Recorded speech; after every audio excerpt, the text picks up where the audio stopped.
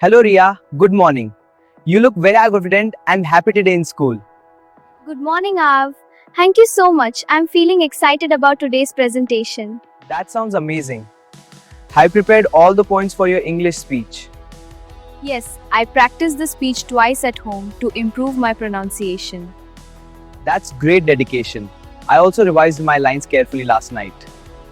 I believe practice makes a person perfect and confident in speaking English. Absolutely right.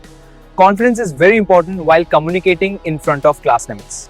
Are you feeling nervous about speaking in front of everyone today? A little nervous, but I'm trying to stay calm and positive. Don't worry, you speak clearly and your vocabulary is very impressive. Thank you for encouraging me. Your support always motivates me. We should help each other because teamwork makes learning easier and faster. Yes, friendship and cooperation create a better learning environment in school. After the presentation, let's ask our teacher for feedback and improvement tips. That is a smart idea. Feedback helps us grow and improve communication skills. I often watch some English conversation videos, enhance my fluency. That's interesting. I read short English stories to build my vocabulary daily. Reading books is a wonderful habit that improves imagination and language skills.